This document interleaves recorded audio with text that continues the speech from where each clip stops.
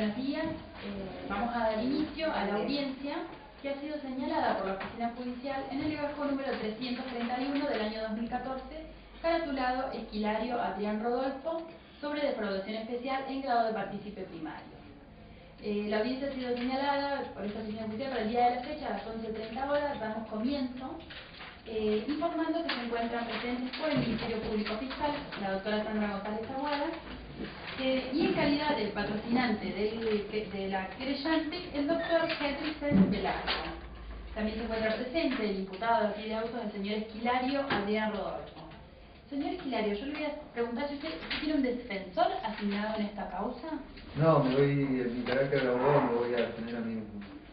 Bueno, entonces como el nombramiento de defensor no está sujeto a ninguna formalidad y siendo el motivo de las partes, digamos, realizar la presente audiencia, se tiene entonces presente de que usted se va a designar a sí mismo. También se encuentra presente la señora Moya Marta Rosana, en carácter de víctima en las presentes actuaciones, y se hace saber a las partes que quien les habla es la juez de garantías, doctora Patricia Lupica Cristo. En primer término, y en virtud de que quien ha manifestado la oposición al pedido al sometimiento por prescripción, le vamos a dar la palabra al doctor Henry. Perdón, doctora, pido la palabra porque, como anticipé en la presentación de ayer, hay una cuestión preliminar que debería plantear en este mismo acto. Bueno, tiene la palabra. En efecto, dados los antecedentes que obran el legajo y los que fueron acompañados ayer,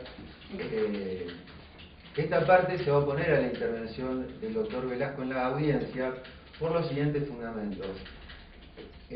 Según consta en el acuerdo 152 del Jurado de Enjuiciamiento de la provincia de Neuquén del año 2004, el doctor Velasco, quien otrora se desempeñara como fiscal de la causa en la etapa de instrucción y ulteriormente en el plenario como fiscal de Cámara, fue condenado mediante su expulsión del Poder Judicial de la provincia y con la accesoria de inhabilitación para el ejercicio de cualquier cargo público por los actos de corrupción e ilícito que el jurado describió con toda precisión y que luego fueron convalidados por pronunciamiento de la Corte Suprema de Justicia de la Nación en orden al recurso de hecho que presentó el doctor.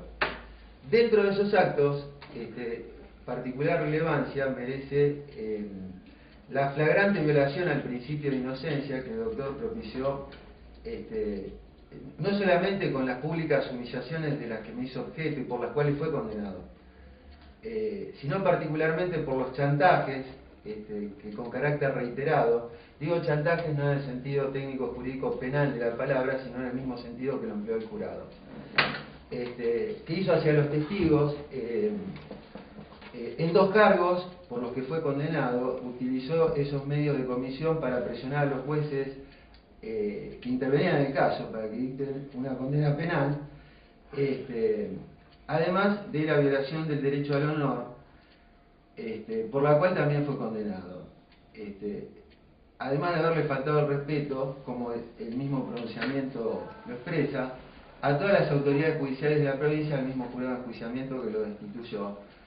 Insisto, por los ilícitos cometidos en esta causa. En dicho pronunciamiento, que quedó firme, el tribunal competente constitucionalmente, que es el jurado de enjuiciamiento, para determinar los excesos funcionales y la mala conducta que motivaron la expulsión del otrora fiscal, determinó con toda certeza que el suscripto había sido víctima de agravios irreparables, en particular al principio de inocencia, seguido del derecho al honor. Eso motivó que mi parte, oportunamente, formulara la correspondiente presentación frente a la OEA en el ámbito de la Comisión Interamericana de Derechos Humanos, que inició y realizó la apertura en el año 2006 de la Instancia Internacional del Sistema de Protección de Derechos Humanos en el expediente 597 de ese mismo año. Doctor, discúlpeme, Sí. para no dejarlo avanzar, digamos, en estas cuestiones, yo le voy a pedir que circunscriba los agravios de por qué el doctor Velasco no... A partir de estos antecedentes, precisamente en ese ámbito de protección, la expulsión del doctor Velasco fue asumida por la Secretaría Ejecutiva, en primer lugar, por cumplimiento del cese de la situación ilícita que originó la violación a la Convención Americana. En segundo lugar, era el comienzo, o es el comienzo, de el respeto por el principio de restitutio in integrum, también del derecho internacional, que implica volver a la víctima de la violación, o sea, el suscripto, a la misma situación que se encontraba antes de ser objeto de ella.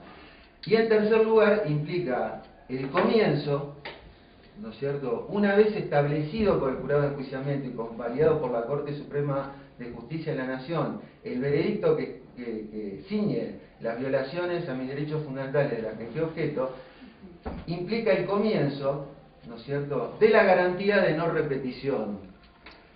De manera que luego de estos precedentes y pronunciamientos, la reincorporación que pretende el doctor Velasco a la causa implica una flagrante violación a estos principios del derecho internacional y al sistema de protección de la OEA actualmente vigente en el expediente 597 del año 2006 y además al mismo pronunciamiento 152 que lo expulsó del Poder Judicial por los excesos funcionales y violaciones que cometió en esta misma causa. Por lo cual, yo me voy a oponer a la continuidad de la intervención del doctor Velasco en esta causa y en caso que se decida de modo contrario, formulo la correspondiente reserva en el sentido que lo estoy haciendo y solicito copias de esta audiencia y de las actuaciones anteriores donde retoma a los fines de hacer la correspondiente ampliación frente a la Comisión Interamericana de Derechos Humanos para informarle de lo ocurrido. Bueno, eso perfecto. es todo. Gracias, doctor. Doctora Sandra González Aguán. Muchas gracias. Bueno, entiendo que el planteo del señor defensor se centra en la intervención del doctor Henry Velasco como patrocinante de la querellante constituida señora Marta Moya. En ese sentido, nuestro código habitual brinda amplísimas facultades a las víctimas o a los representantes de las víctimas para que puedan disponer qué asesoramiento técnico tengan en los procesos penales en donde se vieron involucrados.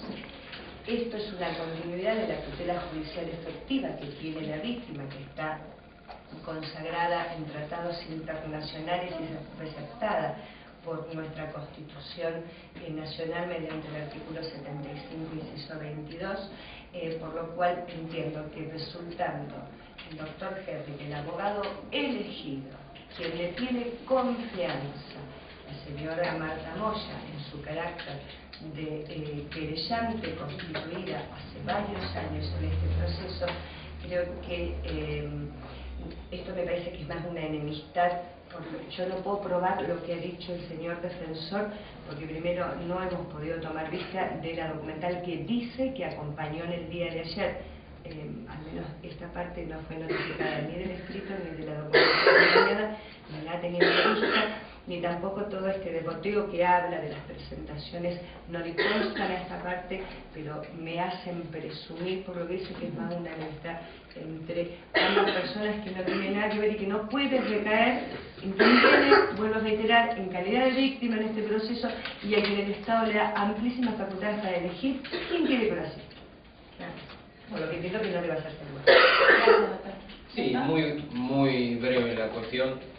No tuve la obligación de imparcialidad siendo fiscal de primera instancia, de segunda instancia y coadyuvante del superior tribunal del doctor Tribú. En las tres instancias investigué, acusé y logramos la condena del señor Adrián Rodolfo Esquilario por la defraudación en perjuicio de Marta Rosana Moya del orden de los 300.000 pesos. Con lo cual, la primera cuestión que voy a pedir es, de parte del tribunal, morigere y haga las correcciones disciplinarias pertinentes cuando se habla de...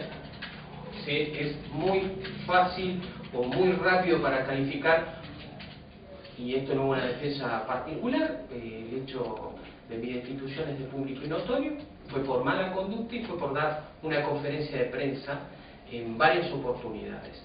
Con lo cual, no vengo a defenderme de esta cuestión. Estoy muy orgulloso de las conferencias de prensa que di, estoy muy orgulloso de lo que ocurrió en mi vida, que tiene íntima relación con esto. Ahora, el señor Esquilario tentó siempre, inclusive en la Corte Nacional, y en el 2007 la Corte Nacional dijo que mi actuación era impecable, porque siempre se superpuso la actividad de juez de feria en aquel verano que consumó la maniobra defraudatoria en contra de la familia de crianceros. Hoy soy abogado particular, gracias a esta decisión del jurado de enjuiciamiento. Soy absolutamente parcial, porque represento un interés confiado, y es el mismo interés que desde la función pública tuve como fiscal en las 3 instancias apuntadas. Hoy, en la actividad privada, Marta Rosana Moya me confía esta actividad frente a lo disparatado de este proceso, porque si es fácil, o sea, si no vamos a ahorrar calificativos, si hay un proceso emblemático de lo que es la corrupción en el Poder Judicial neuquino, es este proceso. Me opongo de los comentarios. Bien, lo voy a seguir haciendo. Porque está involucrando a integrantes del Poder Judicial y de los cuales participamos todos, y aparte están filmando, doctora. Hay una señora que está filmando acá. Y las audiencias son públicas. Sí, pero voy a advertir a las dos partes. Bien. Que no vamos a juzgar acá la conducta del señor Henry C. Velasco, y tampoco vamos a entrar a analizar las cuestiones cuya documental se ha acompañado, a la cual tampoco yo he tenido conocimiento, pero acá no se está juzgando la conducta, nos vamos a circunscribir al motivo de la audiencia, ¿sí? Y nos vamos a circunscribir a las peticiones de las partes y del creyente, el cual fuera oponerse a la petición, a la prescripción de la acción penal. Entonces, en ese sentido, advierto a las partes, para el mejor desarrollo de la audiencia, es necesario que las partes coadyuven en este sentido. Bien. ¿Sí? No vamos a analizar cuestiones que tengan que ver ajenas a la causa. Bueno, en realidad, ¿tiene algo más para agregar, doctor, en cuanto a la oposición de la parte? Lo que acabo de manifestar, más allá de la corrección, está íntimamente ligado, porque debe ser la única causa que duró en su tramitación 17 años, y es para condenar a un abogado. Con lo cual, yo pido que se rechace esa pretensión por inocua, absolutamente infundada. Bueno, ahora habiendo oído las exposiciones de las partes y la exposición del doctor Esquilario en cuanto a la oposición de que el doctor Henry C. Velasco continúe como querellante en las presentes actuaciones, me voy a expedir en este sentido. Considero que el abogado particular aquí, el abogado patrocinante de la señora Rosa Moya, que está aquí presente, ha sido un abogado que ha sido elegido por la víctima, que representa el interés justamente de la víctima, ha sido un abogado elegido que por otra parte no tiene la obligación de ser imparcial. Está representando un interés que es legítimo y que lo asiste y lo apoyan nuestros tratados internacionales en aras de la tutela judicial efectiva de la víctima.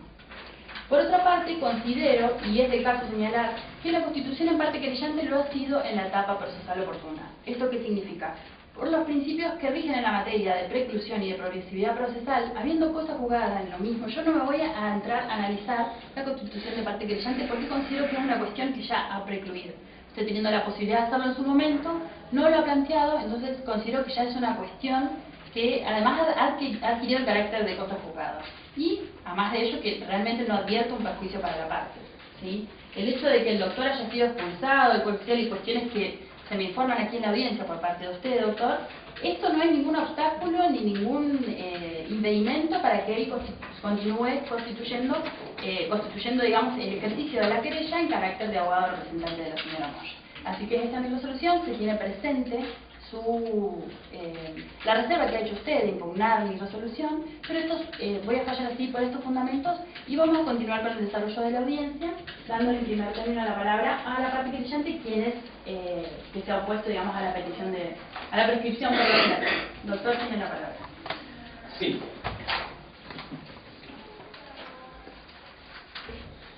En varias oportunidades, necesito 5 minutos nada más. El hecho motivo del juzgamiento fue cometido por el acusado, fue condenado por el hecho de defraudación el día 17 de diciembre de 1997.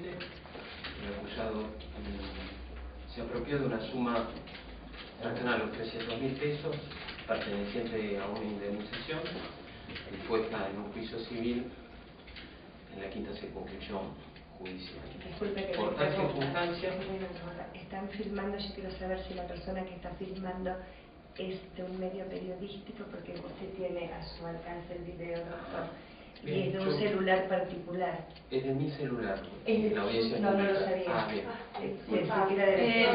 De todos modos, doctor, las audiencias son públicas. Está bien, pero no sé quién es la señora que Ah, bueno, perdón, no, doctora. si era suyo, es está mi raro. celular. Ah, Bien. listo. Perdón, pido la palabra.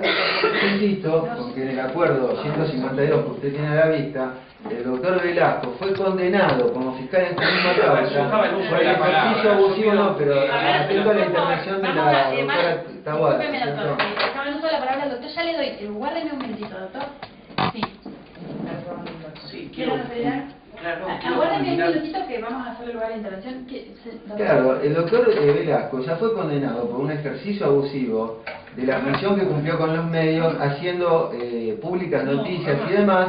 Está en el acuerdo 152, doctora, que usted tiene a la vista. Bueno, doctor, reitero, aquí no se está jugando Entonces, la conducta del no, doctor. pero que Vicente se sigan Velasco. filmando, ¿no es cierto?, en la Claro. forma que lo hacen, después de que fue expulsado del Poder Judicial precisamente por las mismas inconductas que se reiteren, yo sencillamente me voy a parar y me voy a retirar de la audiencia si usted me autorice. O en todo caso que se garantice que no vuelvan a ser violados los derechos fundamentales del suscrito, en primer lugar el principio de inocencia, porque la condena que señala fue nulificada, ¿no es cierto?, y yo no tengo por qué tolerar que 17 años después tenga las mismas actitudes como la que recién acaba de expresar y le acaba de llamar la atención la doctora González Taboada, de hablar de corrupción de todo el Poder Judicial, lo cual le incluye a usted también, doctora. Entonces, las cosas tienen un límite, la libertad de expresión tiene un límite, y el límite es la injuria y la difamación gratuita.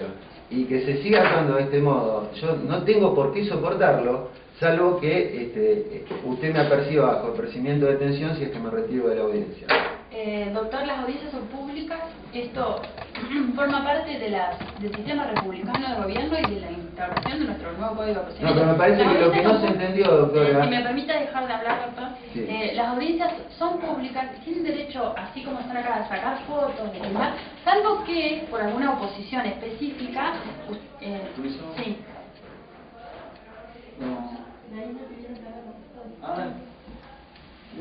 Sí, gracias.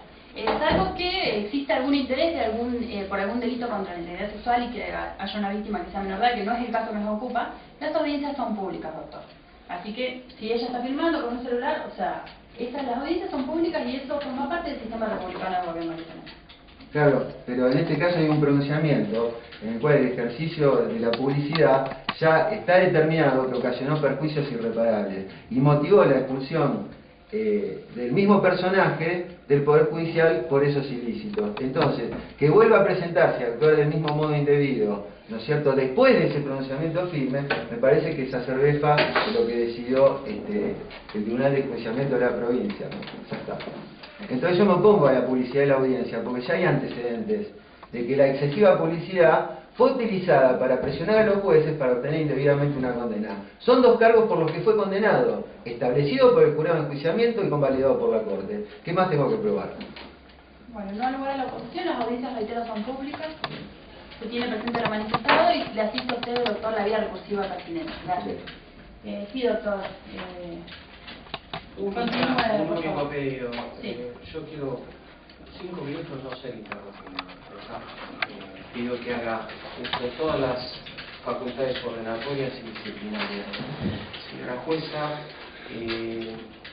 retomando el hilo de la presentación, allá por el 17 de diciembre de 1997, el acusado condenado por la Corte, por defraudación del perjuicio de mi representado, fue condenado a 2 años de prisión. Lo único que modificó la Corte es una sentencia incompleta, quedó firme la cantidad de pena, pero no el modo de ejecución. Más aún, se pronunció concretamente la Corte en que se fundara el modo de cumplimiento de esos 2 años.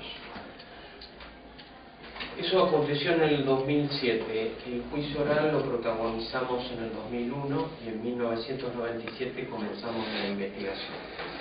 Con posterioridad, nosotros nos opusimos a la prescripción porque coincidimos en dos cuestiones.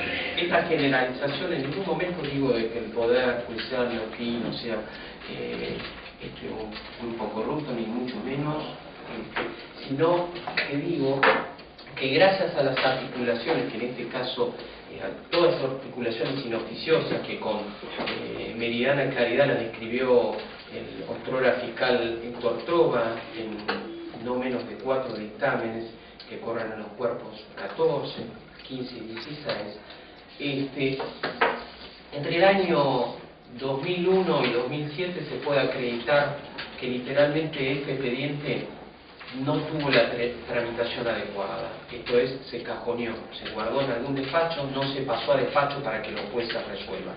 Esto aconteció en el Superior Tribunal de Justicia y aconteció en la Corte Suprema de Justicia de la Nación. Finalmente la Corte decide en el 2007 lo que decide que es la sentencia está bien, la investigación efectuada en primera instancia que fue motivo de agravio por los abogados del imputado fue la adecuada, quedó incólume la sentencia. Y entonces lo que nos toca juzgar, y por eso nos oponemos, es si hay actividad oficiosa por parte de la Fiscalía y de la querella, o hay actos impulsorios que hagan cesar el curso de la prescripción. A juicio de esta parte los hay. Si bien el Superior Tribunal se tomó como 2 años o 3 en fijar el expediente, años que no fueron inocentes porque la señora Moya fue con sus abogados a explicarle al secretario de ejecución del secretario del Superior Tribunal, que cuando hablaban de reenvío era devolver a origen, era devolver a cámara el expediente. Bueno, quizás les tomó un tiempo de 2 o 3 años de devolver este expediente, 2 años creo concretamente, devolver este expediente del Superior Tribunal a la Cámara para que fundara. Entonces la Cámara citó a juicio luego un sinnúmero de presentaciones donde se reeditaban las cuestiones. Esta cuestión de ser parcial, abusivo, dar difusión pública, todo esto impregnó todos los escritos que rechazó la Corte Nacional, que rechazó el Superior Tribunal, con firmas indistintas de Cuneo Libarona, Pandolfi, bueno, con todas, con un sinnúmero de letrados, hasta que llega un acto pronunciado a Copas 2972 del 22 de septiembre del 2010, donde se cita el juicio. Se designa esa audiencia de debate oral a los fines de fijar pena para el día 18 de noviembre del 2010, a partir de las 9:30 horas, a llevarse a cabo en la sala de audiencias de esta Cámara. Este acto interruptivo data del 22 de septiembre del 2010. Esto es secuela de juicio. No pasaron todavía 6 años. Lo que sí estoy absolutamente convencido y persuadido es que este expediente tiene un trámite distinto, y por eso hoy un trámite distinto a lo que viene en los últimos 25 años de ejercicio de la profesión. Tiene un trámite muy elongado, es un caso absolutamente sencillo de una estafa, una forma de defraudación, y esa forma de defraudación, la única curiosidad que tuvo, o la única, es que pudimos establecer que el hoy condenado por la Corte Suprema de Justicia de la Nación, hablo de la sentencia 2007 porque esa sentencia, en cuanto a materialidad del hecho y autoría, está firme, y en cuanto determinación de la pena también está firme, los 2 años. Lo único que no está determinado es el modo de cumplimiento de la pena en un fallo absolutamente novedoso.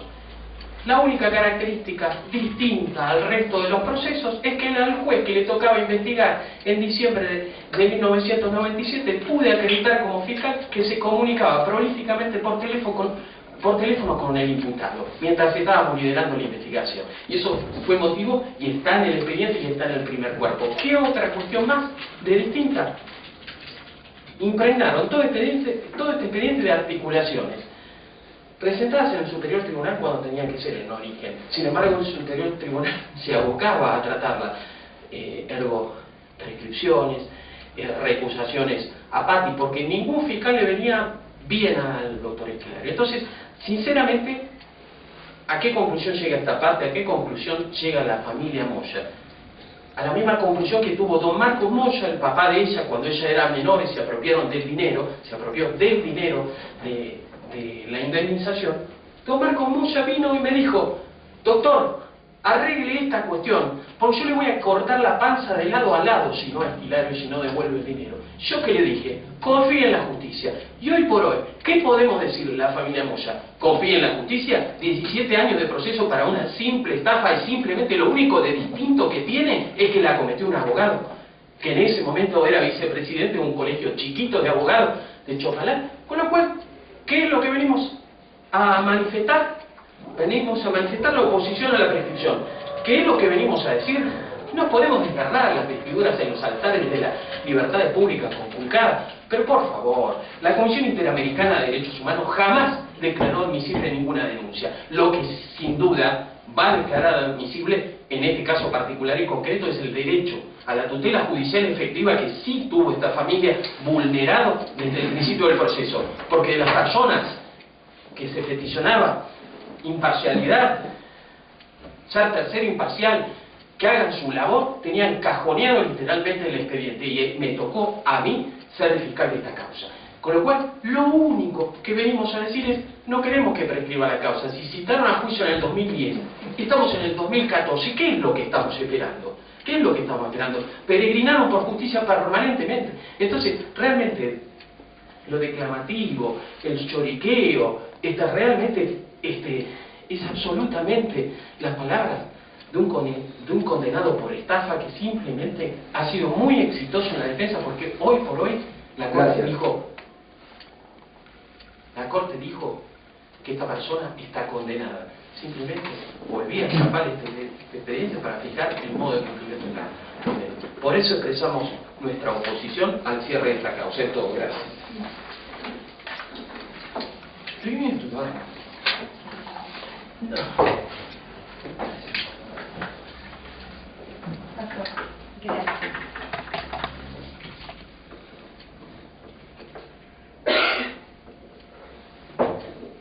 Efectivamente, y tal como lo dijo el doctor Jefe Sandra, en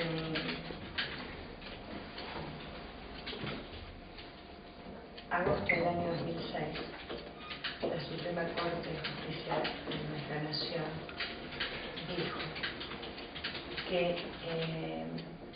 se había acreditado la materialidad y la autoría y la posterior responsabilidad penal del señor Adrián Esquilario por el hecho de que fuera condenado en esta circunscripción judicial, y solo se revoca el monto de la pena por falta de fundamentación y la modalidad de la misma. Entendió la Corte que no había justificación genérica, pero no concreta, en por qué debía ser determinado monto y por qué debía ser determinada modalidad. O sea, no se desmenuzó el 40 y 41 del Código Penal. Reitero, ello sucedió, yo los plazos que dijo el doctor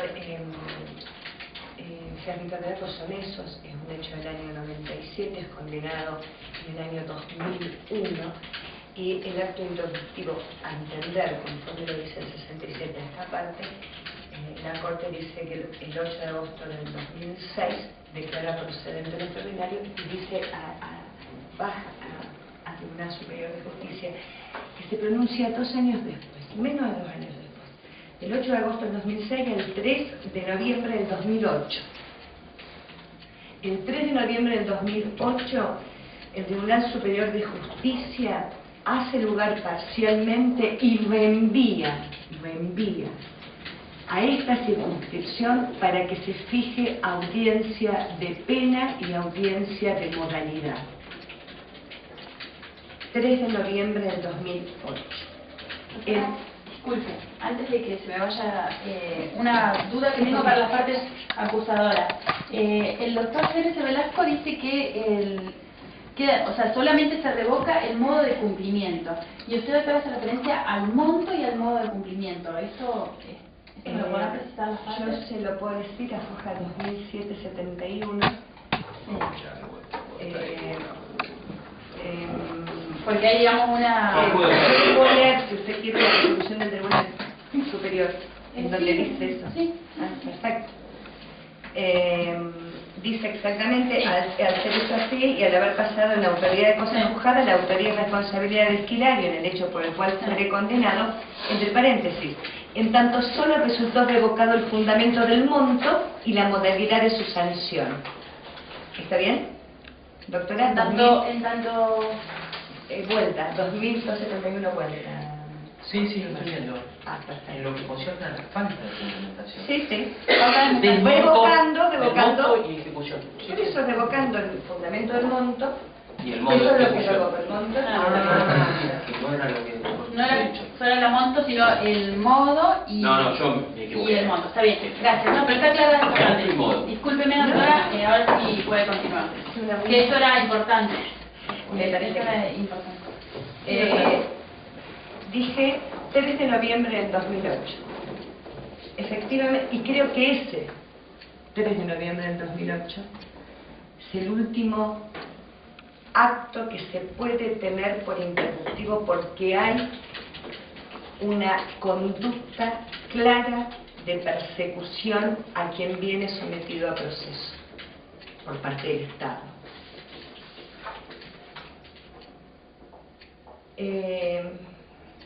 Yo reconozco los tratados internacionales porque me considero mujer de derecho, aparte de participar muy orgullosamente del Poder Judicial de la provincia de Neuquén. Y estos tratados internacionales hablan del plazo razonable. Nuestra Corte Suprema desde Martí para adelante lo refuerza con, nunca me sale, pero lo voy a leer, con Musati. Hablan de que todas las fases del proceso deben celebrarse en tiempos debidos. Esto forma parte de la defensa en juicio. Que esta defensa en juicio no puede ser violada por el aparato del Estado. Yo eso lo reconozco.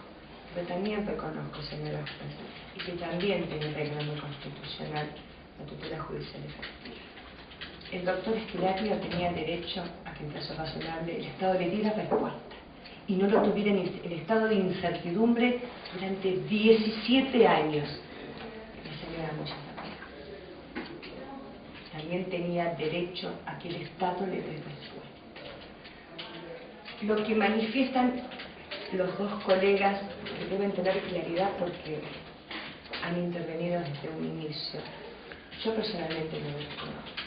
Si esto sucede, como dice el doctor Henry, porque el imputado es un abogado, yo me resisto a creerlo, porque no importa, no puedo desdecirlo, porque es un abogado, si durmió cajoneado, lo cual es una conducta vergonzosa por los que lo haya asumido, que no se puede acreditar, así que sobre eso no vamos a hablar, vamos a hablar lo cierto. 17 años que la señora Moya no tiene respuesta y que el doctor Esquilario está en estado de incertidumbre. Si vamos por tratado, ¿cuál tiene mayor valor?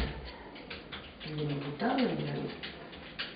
¿Hay igualdad de armas, como tanto proclamamos? Si hay igualdad de armas, y estando exactamente 8 meses de cumplirse los 6 años del último pronunciamiento en donde un integrante supremo, Superior Tribunal de Justicia, manifiestan voluntad expresa de perseguir, de continuar la persecución en relación a quien fue sometido a proceso en el año 97 y reconociendo los alargados plazos, entiendo este es el último acto interrumpido de acuerdo al 67, el pronunciamiento del Superior Tribunal en noviembre del 2008. Noviembre del 2008. ¿Eso a qué época ahora, doctora? Disculpe. 2000 comienza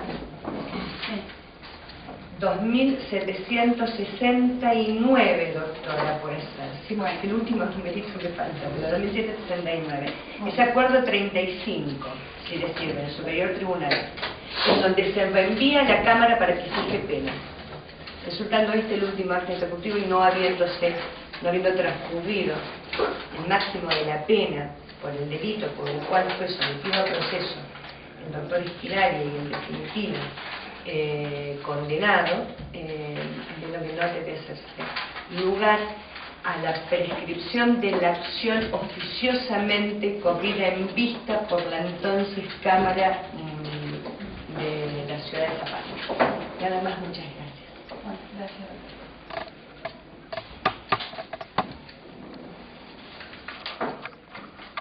Ahora sí, doctor Esquilaria. Bueno, yo quiero aclarar, empezar esta exposición diciendo que no fue la defensa quien instó la jurisdicción provincial para pedir la prescripción de la acción. Es un pronunciamiento de la Corte Suprema de Justicia de la Nación. Previo a todo, realmente quiero hacer una serie de salvedades muy breves. El doctor Enrique Velasco dijo, ¿no es cierto?, que yo estaba condenado por una sentencia firme. No es cierto. Es cierto que el 8 de agosto del 2006 la Corte Suprema de Justicia de la Nación declaró la arbitrariedad de la sentencia condenatoria y la nulificó parcialmente en orden a el monto y forma de ejecución de la pena por falta de fundamentación.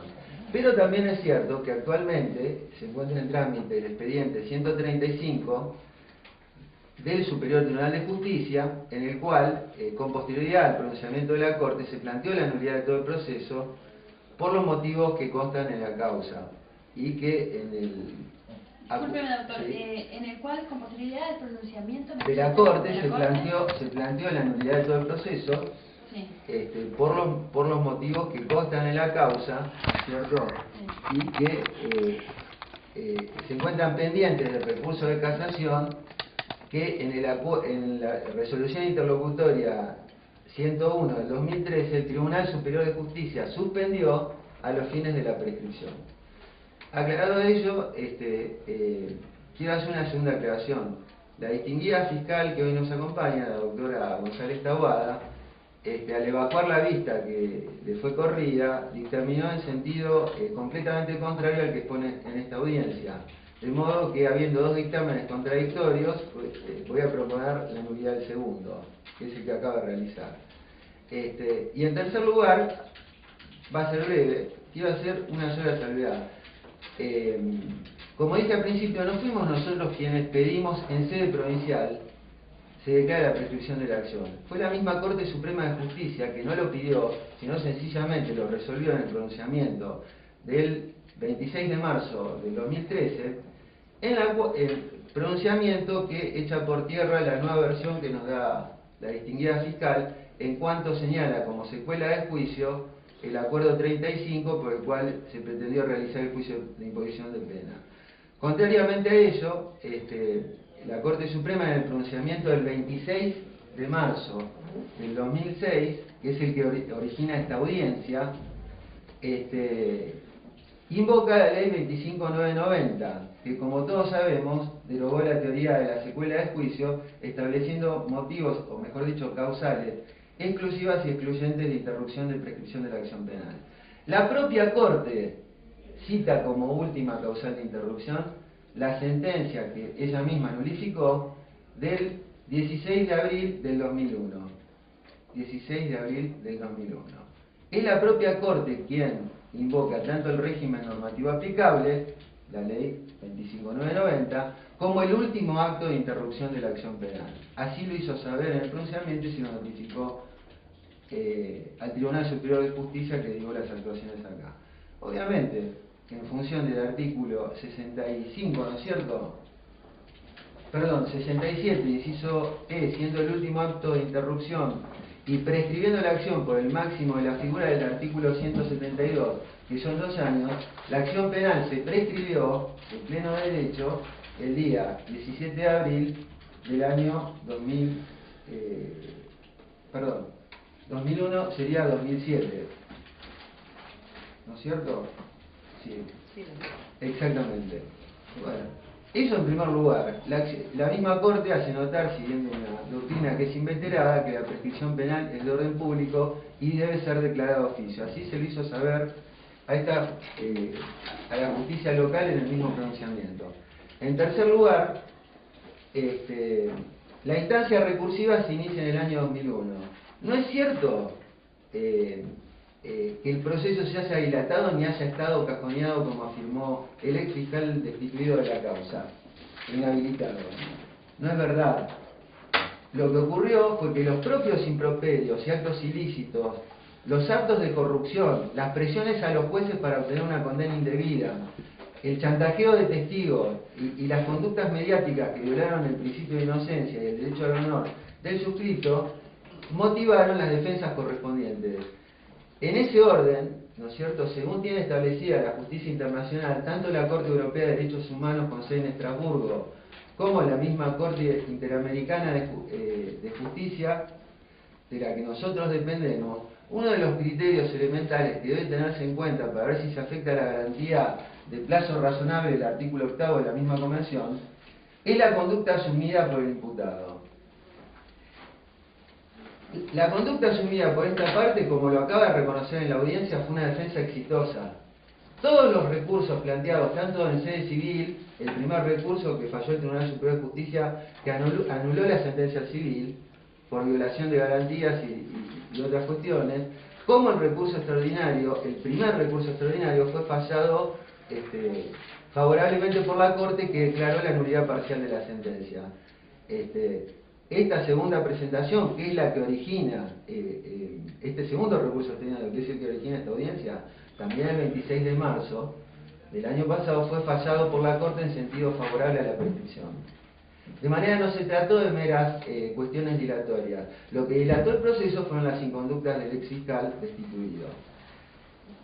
De modo tal que, sobre la base de lo que acabo de decir y de la garantía del plazo razonable que la misma fiscal citó, quiero invocar el precedente de fallos 323, 1639 y en Rebarroso, en el cual la Corte declaró por unanimidad, de manera categórica, que la duración del proceso recursivo en perjuicio del imputado durante 10 años excede todos los límites de racionalidad que impone el artículo 8 de la Convención Americana y la viola flagrantemente. Por esa misma razón, en ese pronunciamiento, hizo uso del artículo 16 de la Ley 48 y en lugar de declarar la arbitrariedad de la sentencia y devolverla a la jurisdicción local para que se expida sobre la prescripción, la declaró ella misma, a efectos de no dilatar más el proceso. Entiendo que si 10 años en la etapa recursiva violan la garantía del derecho internacional de plazo razonable, en nuestro caso, habida cuenta que las sentencias del 2001 han ocurrido varios años más.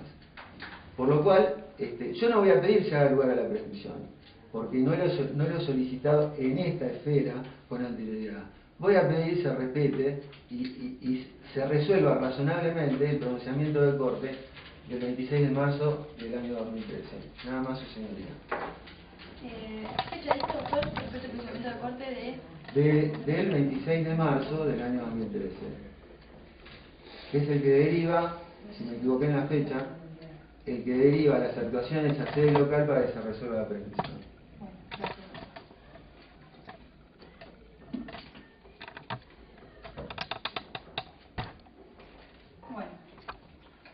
Bueno, sí. Hablar, o sea, yo quería realizar una cuestión, está sobre la nulidad. Primero vamos a dar vista a la Fiscalía en relación a la nulidad que plantea, y después le doy la palabra a usted, y réplica de los argumentos nuevos. Del nuevo introducido. Sí, del nuevo argumento introducido, no hay problema, después de la vista de la nulidad. Está bien. Habiendo sido fundado en hecho y en derecho, la opinión de esta parte respecto de la prescripción de la acción penal, entiendo que no corresponde a declarar la misión. En perjuicio de lo cual, luego de los análisis, los diferentes análisis de las diferentes piezas incorporadas en cualquier legajo, los abogados, más los abogados, podemos modificar nuestras opiniones, pero siempre que las hagamos basadas en hecho y en derecho, y en este caso dice está en jurisprudencia, solicito que no se haga el paro. Sí, lo mío muy breve. En lo relativo a la decisión de la Corte del 26 de marzo de 2013 que enuncia la FOJA 3234 y 3235 que trae a colación colega, simplemente esta cuestión. La Corte no dice que el último acto interruptivo es la sentencia. Dice que podría estar, que de acuerdo al expuesto y toda vez que se habría extinguido la acción, o sea, y la cuestión técnica de lo que es secuela de juicio y cómo valorarla después de la reforma 25990, el perjuicio del imputado seguro que no puede ser. El último acto interruptivo no es la sentencia condenatoria, es la citación a juicio invocada, ya sea en la manera del reenvío dispuesto por el superior tribunal, como con acertado criterio lo menciona la doctora Mercedes Taboada, o ya más claro y cabal y preciso que el decreto que apuntamos de citación a juicio del FOJA 2972 exime de mayores comentarios. Por eso la réplica es que la Corte no dijo eso, sino simplemente, y lo hace inmediatamente con las causas que se llevan a su conocimiento cuando son voluminosas y extensas, o sea, extensas en el tiempo de iniciación, decir, bueno, a ver si estaría prescrito, que lo decía origen 10, el motivo por el cual hoy estamos sentados. Gracias, doctora. Bueno, en relación a la naturaleza de la investigación que se ha llevado a cabo y en razón de la complejidad del trámite, ya que estamos hablando de una totalidad de 18 o 19 cuerpos y solamente existiendo, digamos, a la vista de las suscritas, las peticiones de las partes que han invocado numerosos precedentes de la Corte, los cuales requieren de un análisis mayor y pormenorizado por parte de la decidente, yo voy a esperar un cuarto intermedio, pero hasta mañana a las 8 de la mañana. Si las partes no tienen ninguna objeción, si no lo podemos hacer esta tarde. Pero como yo quiero realmente hacer un análisis pormenorizado, atento a la cantidad de cuestiones que se han planteado, si las partes no tienen ninguna objeción, yo voy a esperar un cuarto intermedio mañana a las 8. No lo hago más tarde porque en la oficina judicial ha señalado audiencias y tenemos otras personas que están esperando también para la realización de audiencias que han sido señaladas para Pregunta, doctora, ¿para dictar sentencia? Sí, para dictar la sentencia. Sí. Ajá, o sea que sería el acto de lectura de la sentencia. Claro. Que es indiferente que estén o no. Sí, pueden estar o no las partes, no, Bien. en eso no. Correcto. Sería yo lo voy a dejar un cuarto intermedio hasta mañana a las 8 en virtud de que de la cantidad de cuestiones que han sido planteadas. Yo voy a interponer revocatoria, doctora, discúlpeme, Sí. pero precisamente por una cuestión de jurisdicción, como usted acaba de decir, para dictar sentencia. La remisión que hizo el Tribunal Superior de Justicia de las actuaciones a Zapala fue bajo la vigencia del código anterior. Sí. Ese pronunciamiento se encuentra firme y fue para que sea resuelto por la misma Cámara de Juicio. ¿No? ¿Me explico? Lo cual estaría siendo vulnerado el pronunciamiento que delegó a partir de la remisión que hizo la Corte Suprema al Tribunal Superior de Justicia. El Tribunal Superior de Justicia remite las actuaciones para que sea la Cámara de Zapala la que decida sobre prescripción. Doctor, lo que pasa es que la Cámara de Zapala, en tanto Cámara de Juicio, en virtud de las prescripciones de la reforma, no existe más. Lo que pasa es que el artículo 2 de la ley, ¿no es cierto?, que establece el nuevo Código Procesal Penal, 2784, eso, Sí, estoy diciendo el número. Bien, establece que el nuevo código empezará a regir, le fija la fecha del 14, en las condiciones de vigencia que establezca la reglamentación, ¿no es verdad?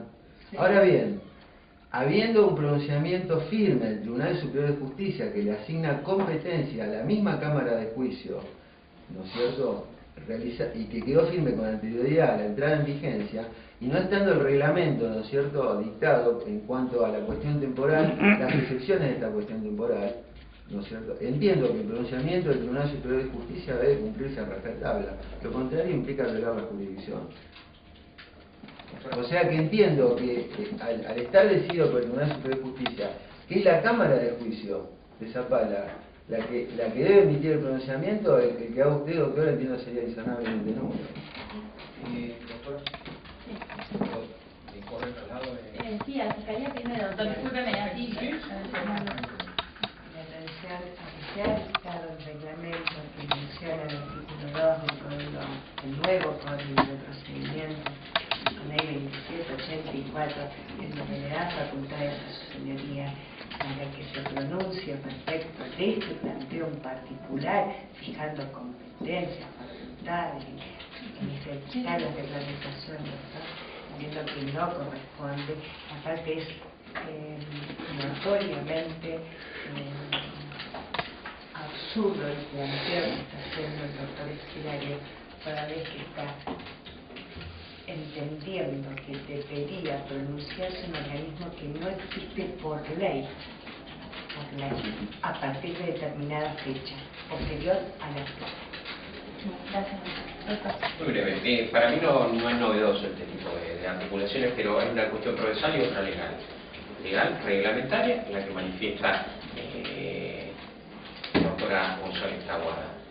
La otra cuestión, que son principios generales del derecho procesal, civil y comercial, y del derecho procesal penal, del cual se informa, tiene que ver con precaución, con la aceptación de la competencia del tribunal. El doctor Esquilario fue citado, sabía que el tribunal estaba entendiendo la conformación de ese tribunal. La segunda cuestión, se sentó hoy en la audiencia de debate y dejó pasar, arguyó una cuestión previa, pero no arguyó la competencia o no del tribunal. Entonces hoy abre el paraguas, por la duda, no va a ser cuestión que le resuelvan en contra, va a desconocer la decisión del tribunal. Sin embargo, se sentó frente al propio tribunal, argumentó, contestó, pero hoy dice, ojo, voy a interponer revocatoria. ¿Revocatoria contra qué? Si aceptó, se precluyó, no impugnó al tribunal, no recusó y pasó la etapa de las cuestiones previas, nuevamente precluyó, usted lo dijo con elogiable tranquilidad, está los principios que informan el derecho procesal, el proceso, ¿no? Reclusividad, fundamentalmente. Entonces, realmente tiene que ser rechazada y rechazada con costa esta alegación, que es una alegación de venir a patearle, permítaseme el giro, el escritorio, usted, señora magistrada, para decir, ojo, que si usted resuelve como yo no quiero, voy a seguir, ¿qué? Llenando de papeles los expedientes para no cumplir la condena. Eso es todo. Doctora, mayor abundamiento de lo que ya pronunciara, una vez que ampliaron sus fundamentos las partes en relación a la petición, yo fui designada como juez de garantías para intervenir en el presente procedimiento por parte de la oficina judicial. Salvo que me equivoque, la oficina judicial ha notificado a las partes quién era la juez que iba a intervenir, que en este caso soy yo, y usted desde el principio de la audiencia, en el caso de que